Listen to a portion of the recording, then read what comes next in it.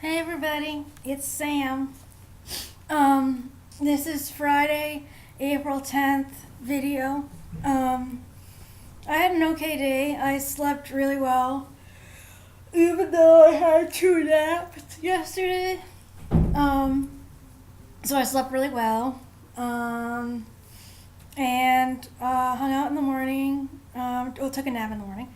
And had lunch, and then came up here and did some YouTube stuff. Emailed my friend Robert. Hi Robert. Say hi to Robert in like every video. And then I had a session with Jonathan, therapist and clinical director of Albany. We had a good session. Hello? Okay.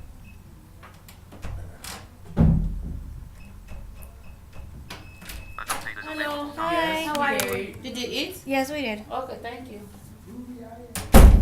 That's being me. She's a CNA. She knocks on the door to make sure we eat. This other They're CNA. supposed to, actually. Oh, they are? And they do, like, rounds, even on this shift. Oh, wow.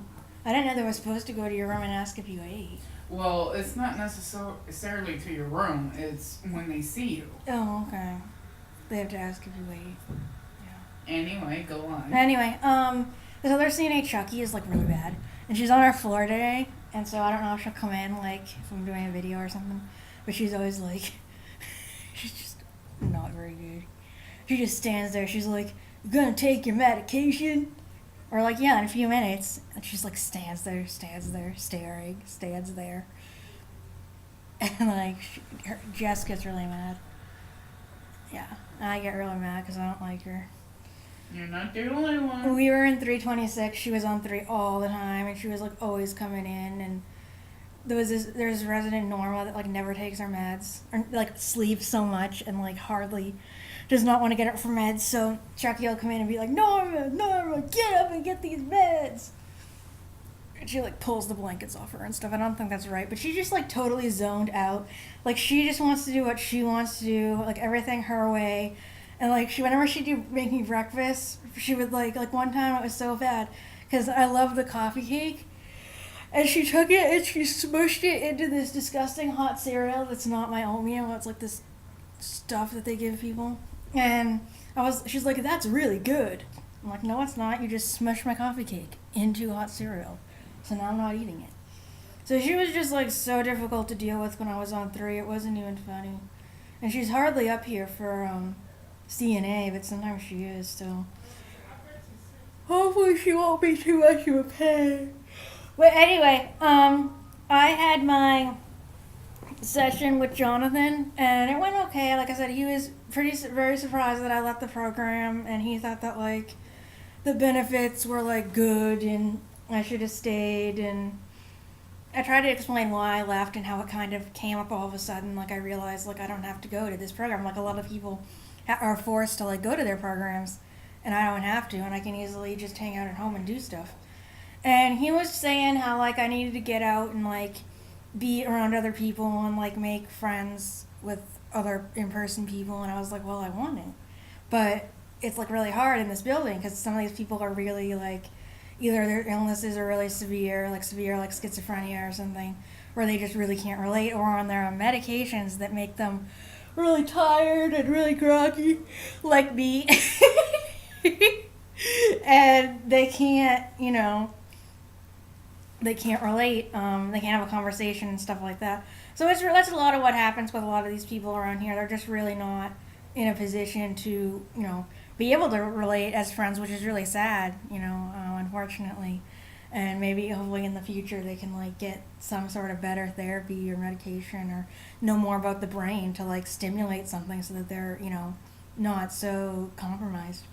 But anyway, and we're trying to think of people that I can like be friends with in here, and we know there are people, like they just need to find them.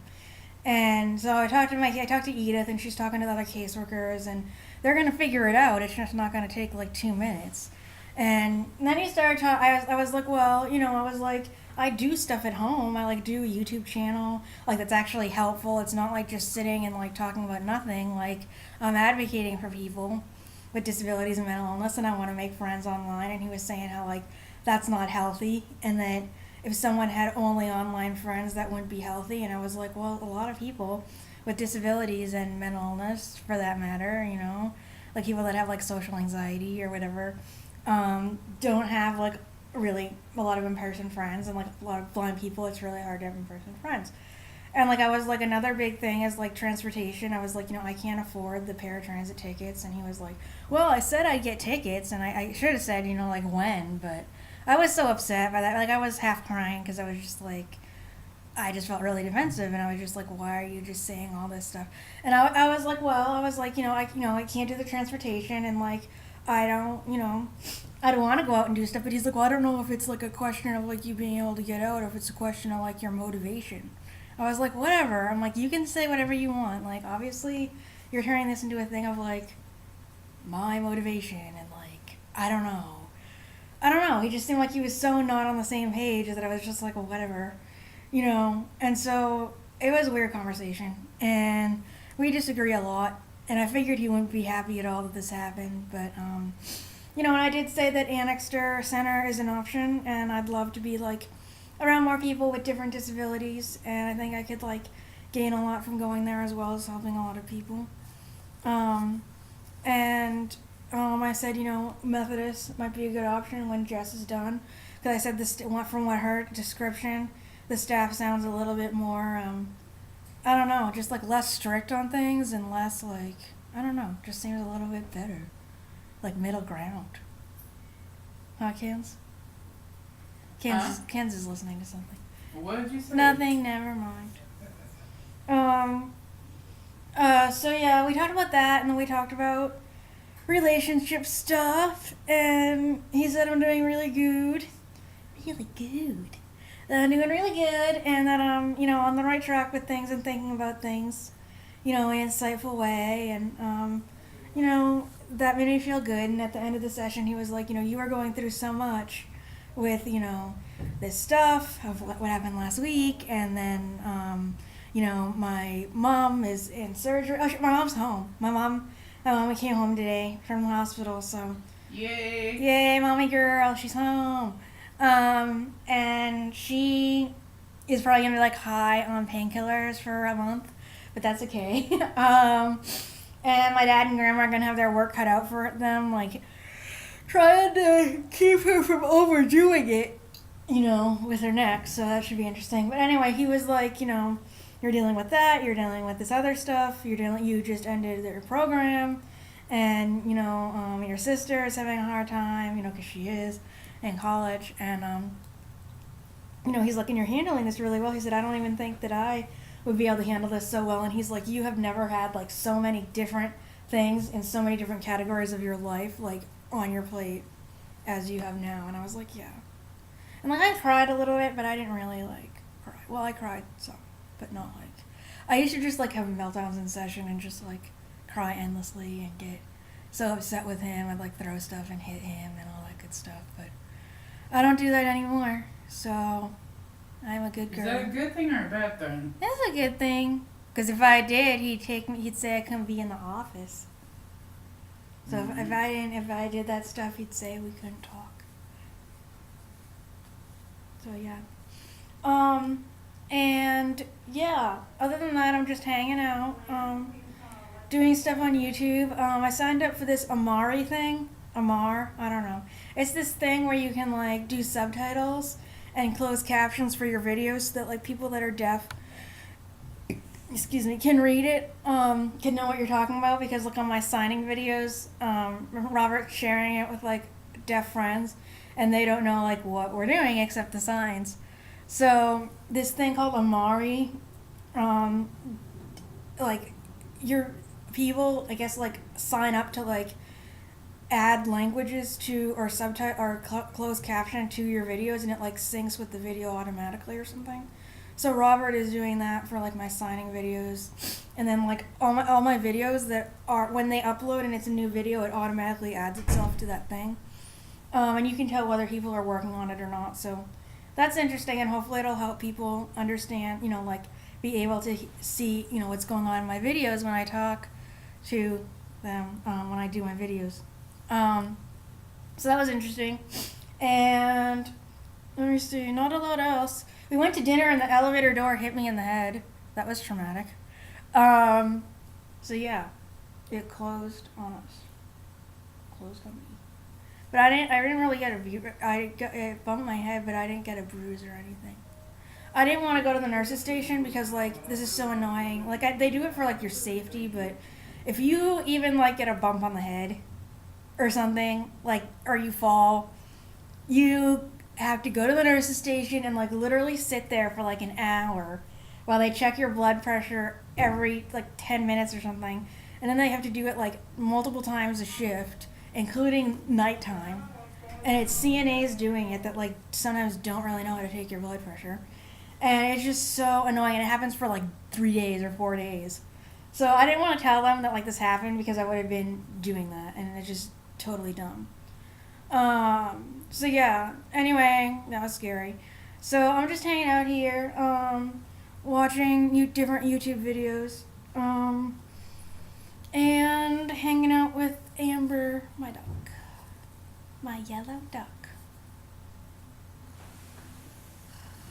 You like your Amber Ducky, don't you? I do. And it's very, very cheap. It was cheap to begin with, to something. Went down to around 75 cents. I know. You should have seriously looked at the bigger stuffies for me. Yeah, you would like that.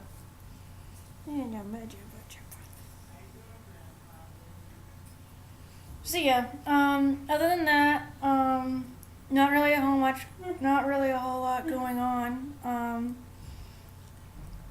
Just reading books on my iPod. I'm reading like Mia Marconi's books. I don't know how to spell her last name. I'll find it out so I can put it in the description. But she has short stories about foster care, and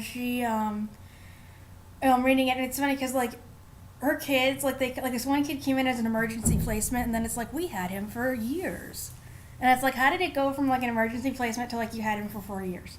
Because like I know, because she's in England, and I know like based on the Kathy Glass books that like they have this whole process for like certain foster carers only do like certain length of placements, and like they have to like go to court and all this. But I guess this kid had been in foster care already for like some amount of years with this other people that like all of a sudden he decided to like destroy their house and like hit stuff and have a major temper tantrum. So they had to leave. He left and came to her place, and that's all I've gotten like to. But I noticed that in a couple of her stories where she was like, "Yeah, I had this kid for like years," and at a stretch, and it didn't really say the process of like how they got there. And I know in the UK that's usually, I don't know. It's just really different to see like how different foster care works in like the US, or like I guess it's different. Every state has like different regulations. But yeah, well, there's for the US, there's like federally set standards, and then it goes to state and county and local, I think. Yeah. If it's like everything else. Yeah. Anyway, go on. Sorry, Sammy. That's okay. So I was listening to her books, and they're good. They're short though. They're like 70 pages or 100 pages. So maybe it's because she just wants to see like if people like her writing. Like Rosie Lewis did that, and then she wrote one short story, and then she wrote Trapped, and then she wrote Betrayed. And hopefully she'll write more books. Actually, I think she is. She's working on another book. So yeah, I've been doing that, and I'll listen to Nowhere to Go, more of it. I listened to some of it, and it's a good book. So yeah, what's that one about? It's about this kid that comes to Casey's family after he stabbed his stepmother, supposedly. Oh. And he's 11 years old. And he has like major violence issues. Like he kicked the or he threw a ball against the front door. Oh, that's right. Okay. Yeah, I've been reading other stuff besides the Casey Watson and Kathy Glass, but to finish a couple books, I'll read those again. Yeah. But make sure you have those on your computer, please, or on the hard drive. Yeah, and I need to back up the books again to my external hard drive. But yeah, so that's basically where I am today, and I'm tired. But we have the weekend, and tomorrow hopefully we can go for a walk. It's really cool in here now. Like, it was so hot and muggy yesterday, and now it's like cool. Yeah, just where we like it. Yeah. So that's about it, and I will upload this video, and people can watch it. Yep. By moving help, webcam property page, stop button, stop.